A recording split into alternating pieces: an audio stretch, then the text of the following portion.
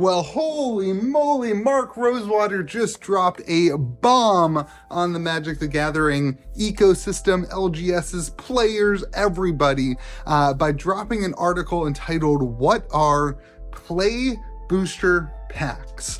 And man, when I first saw that, I was like, uh-oh.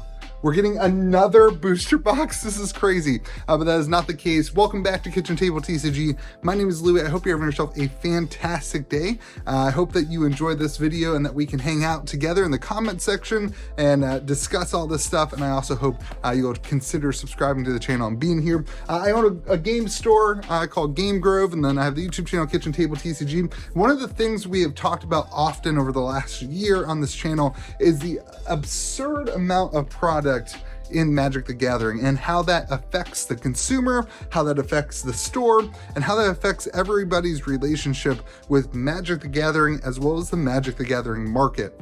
And everything from a new person coming in to pick up a box or pick up a pack, and they have to ask this stupid question every time: what's the difference between a draft booster and a set booster and a collector booster?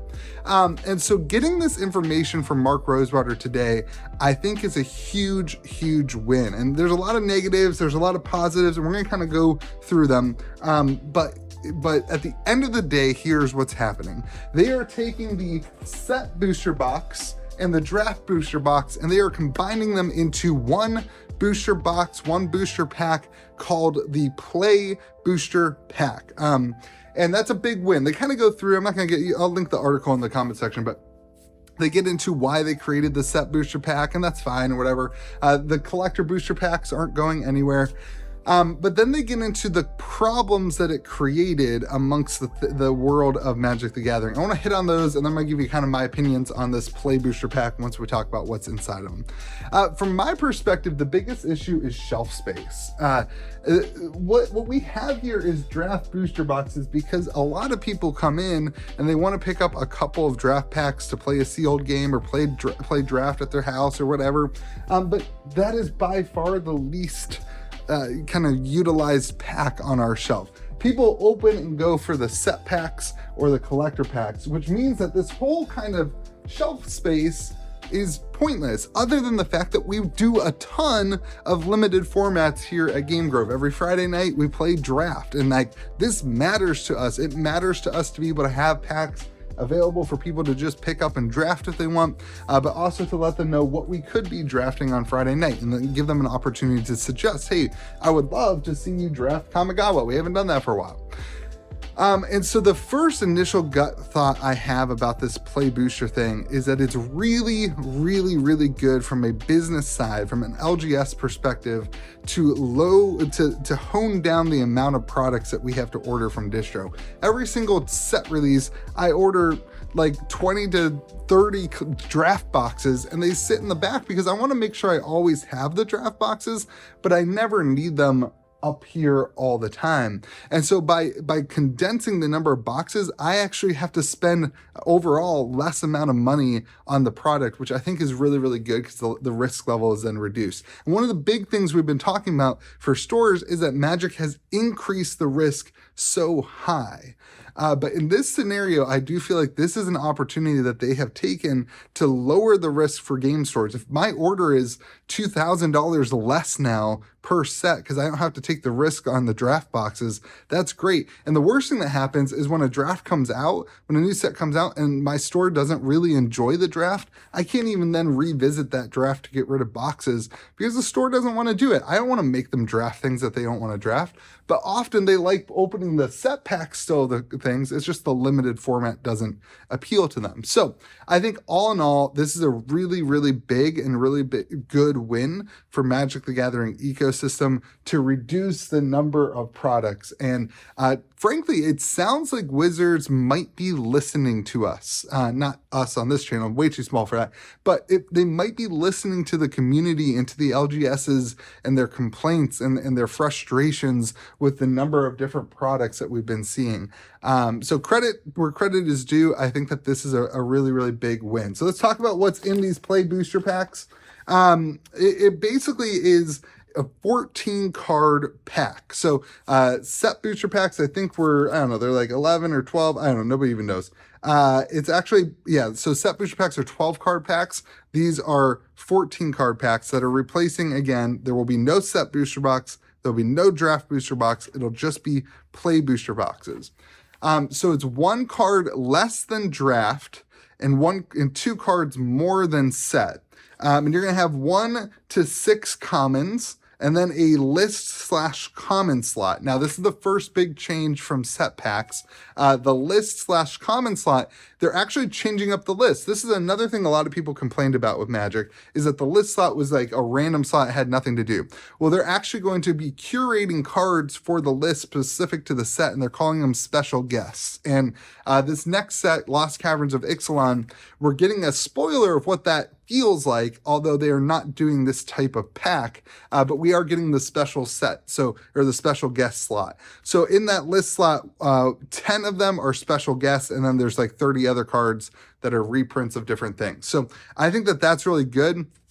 It's good because if you're playing limited and you get this random card from another set, it feels weird. So I hope that they really hone in on what that list looks like, and that can kind of provide some good reprints, but also a fun limited bomb, a fun limited experience to be like, oh man, remember that one draft where I got that card from the list slot and like it was really cool. Like I think they can create some really good creative experiences for players that get people excited to come in and draft. And for me, like that's a huge win. People excited to sit down and draft because they can pull something crazy, which is like what was missing from draft, is that they put all the good stuff in the set and in the collector boxes, and then people didn't want to play limited. So I think that kind of solves a lot of the limited problem.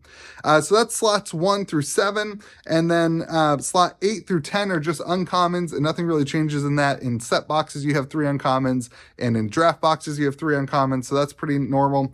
And then you have a rare and mythic slot, a basic land in every pack slot, and then a non-foil wild card, which could be a common, uncommon, rare, or mythic, and then a foil wild card, which is the same thing. So you have the opportunity in these packs to get 3 rares or mythics, which is pretty strong, pretty awesome. And then the last slot, which is non-playable, is going to be just the ad card or the art card, which is kind of cool. They are reducing the number of art cards, which is great because like who does anything with the art cards? So all in all, I think there's some big positives to this. I also question some of the decision making on the back end, and now I want to get into some of the negative side. I'm curious if you think there are more positives than what I just said. Those are the things that really stood out to me. Is I think at the end of the day, it's better for stores, less inventory, less issues for a customer coming in.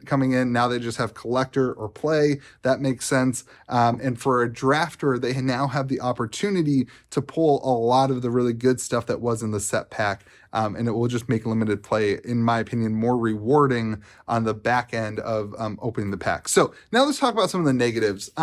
My biggest question for this was kind of answered in the last statement, which is what will they cost? And they have essentially made the play packs the same cost as the set packs, which that's good. First off, Wizards, good.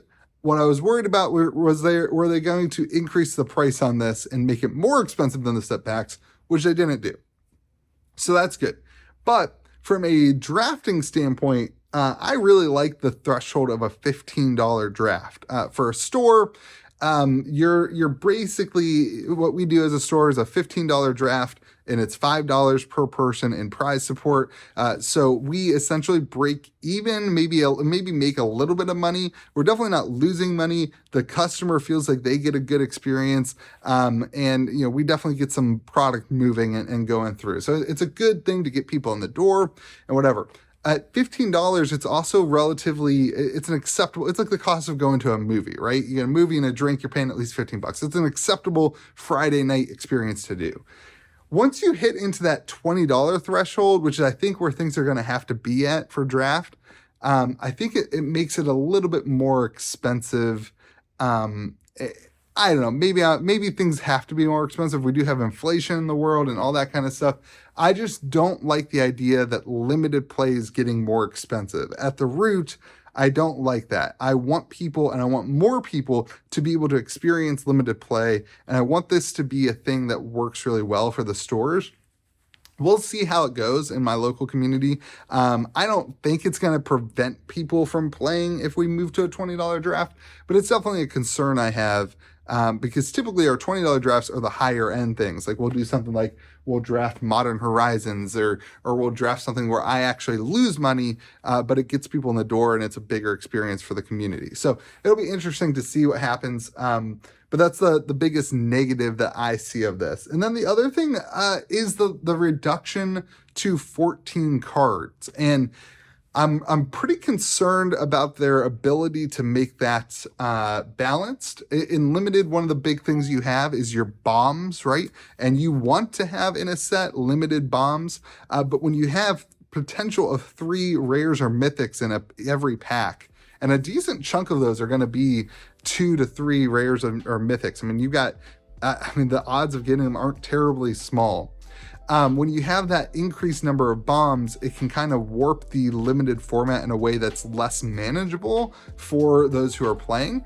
And so what they are saying is that they're going to have, that they are building the sets with that in mind, and that they're aware of it, and that they're adding more removal, they're adding more, lower end stuff on the commons and uncommons.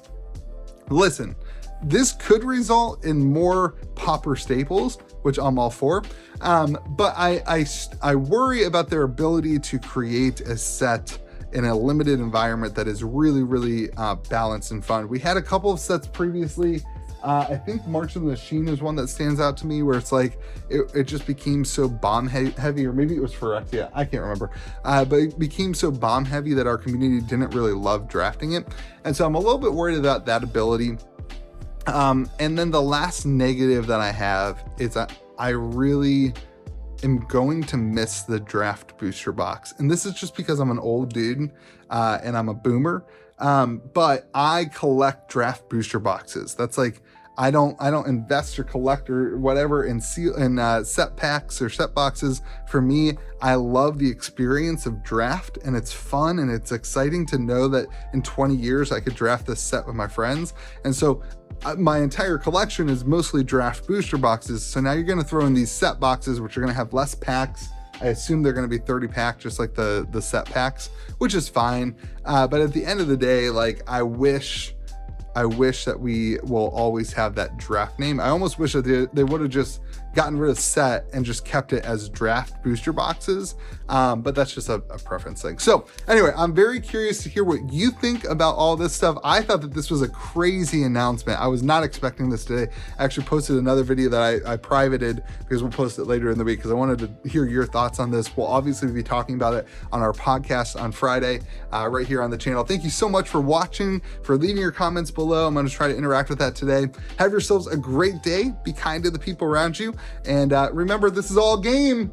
And I think there's probably positives and negatives to this. So just remember, don't be too harsh. Have a great day. Be kind to the people around you.